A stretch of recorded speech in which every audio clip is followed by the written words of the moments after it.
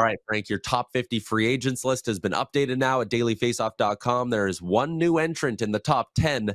It's Jonathan Toews. I find it so funny when we had the Gabe Landeskog conversation about the playoffs, and it's like, oh, look out, Gabe's coming into that lineup, and he's going to make an impact. And then you look at Toews, and people go, well, he hasn't played hockey in so long. How much of an impact could he have? But those two guys last played in the NHL in the same season. Actually, Toews had a couple of games that next season as well. So let me start with just a simple, how much gas do you think Jonathan Toews has left in the tank? Man, that's the question that all these teams want to know, right? 37 years old, hasn't played in 2 full seasons, but has an unbelievable track record, with all due respect to Gabe Landeskog, that Landeskog couldn't dream of. 3 Stanley Cups, 1 Selke, 1 Conn Smythe, one of the best players of his generation, already voted into the NHL Top 100, future first ballot Hall of Famer, who, by the way, if he decides to play, will reset the clock on that Hall of Fame eligibility back to 3 years. Doesn't matter to him. He's getting in at some point anyway. But the question is, what can we reasonably expect? He got to 31 points, 15 goals, 31 points in 53 games in his last season. But that was also a season that was still marred by this chronic immune response syndrome, that he's gone on this alternative healing journey to India to seek comfort and to get back to himself. He's been skating since at least December. He's back to his normal playing weight and is at his playing shape. And the fun part about it is, if that was during a tough season, even though it's been now, it'll be 3 seasons later, is it reasonable to expect that as the baseline of what a minimum Jonathan Toews contribution would be like for your team next season? That would equate to 47 points over an 82-game season, so nearly 50. So definitely not nothing. And the other part is that it's probably going to cost you on your cap nothing. You could sign him to a league minimum deal with performance-based, either games played or points-based threshold bonuses that then could be applied to the following season's cap, where the cap is increasing yet again. So you're giving away 2 years ahead of time cap space to Jonathan Toews. If you're interested in playing it that way, I would just imagine that there's no shortage of, just to think of them off the top of your head, a handful of teams that would be interested in Jonathan Toews. The hometown Winnipeg Jets, the Toronto Maple Leafs need center depth if they don't re-sign John Tavares, even if they do. What about the Colorado Avalanche? Brock Nelson didn't appear to be the issue. Seems like you could live a healthy life in Denver.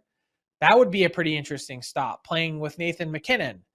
But then you start to think about the shiny toy and the Vegas Golden Knights and their ready-made team that could compete. What about a reunion with Stan Bowman and the Edmonton Oilers? I mean, you go through all the different possibilities and it gets fascinating. But the best part about Toews, that he doesn't need to wait until July 1st. Not that there's any rush. He could sign today for next season. He is a total free agent. Yeah, and a couple other connections, at least people in the chat are making, but it just kind of emphasizes your point. Could he go join up with Coach Q in Anaheim and maybe try to bring that young team a step closer? Is that a challenge Toews would like? What about going back with Patty Kane in Detroit? Like, so many different angles you could go with, and that ties into what I wanted to ask next, Frank.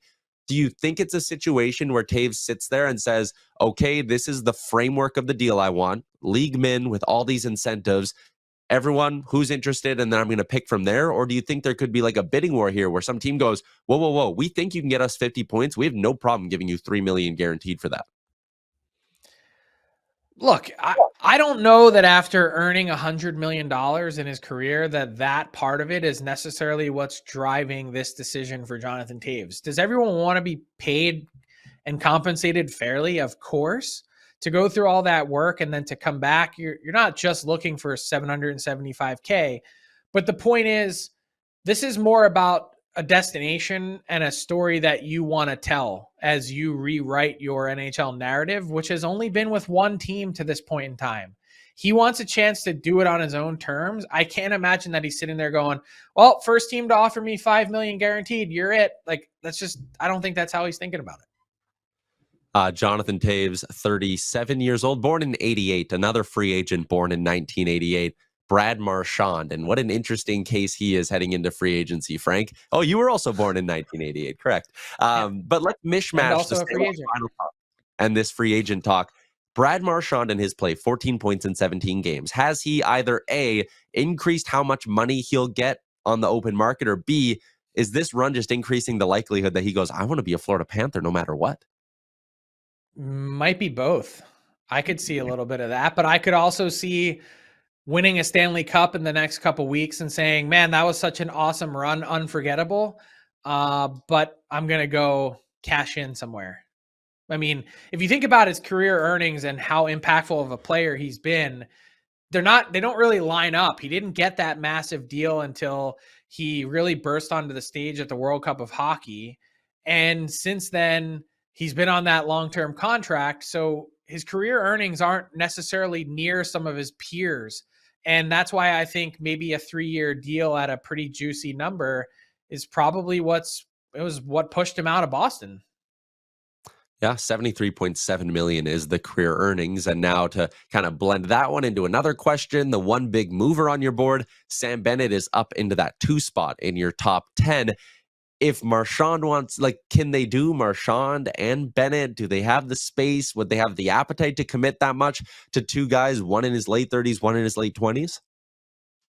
Yeah, so one thing about these numbers here, as you see projected cap on our screen, those are from AFP Analytics, our friends who do a great job. And by the way, they absolutely nailed yet another one. They had projected Kyle Palmieri at 2 times 5.03.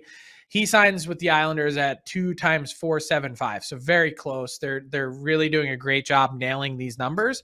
But I will say that I think the Bennett number is way low compared to what he's going to get on the market. I originally had Besser in that 2 spot because there was such a disparity with the goals that Besser scores as a regular season producer that he would be the second highest earning player in this class. And then, the numbers would even argue that Nikolai Ehlers is a guy who would be right behind him. But this is a blend of both dollars and interest. And so, when you look at the impact that Bennett's had in these playoffs, 10 goals scored to this point in time, he's been unbelievable. And I think that number is well north of 6 times 6.4. I think it's probably close to 7 times 7.5.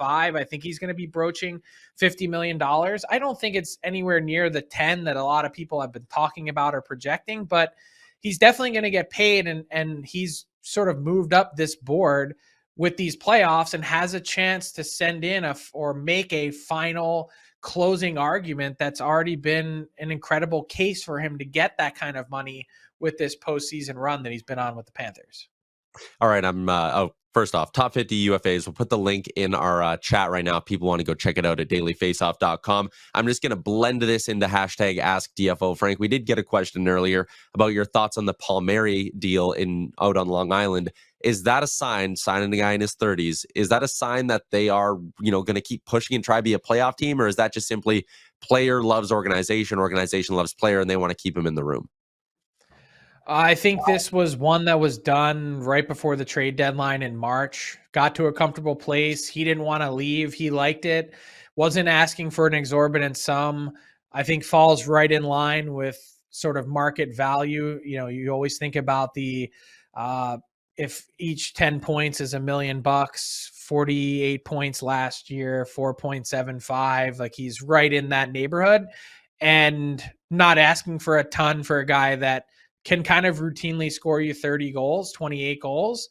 And he did it in a year that was down for everyone's numbers on the island really suffered. Their power play was so bad. So to still get to 24 goals, I thought pretty important.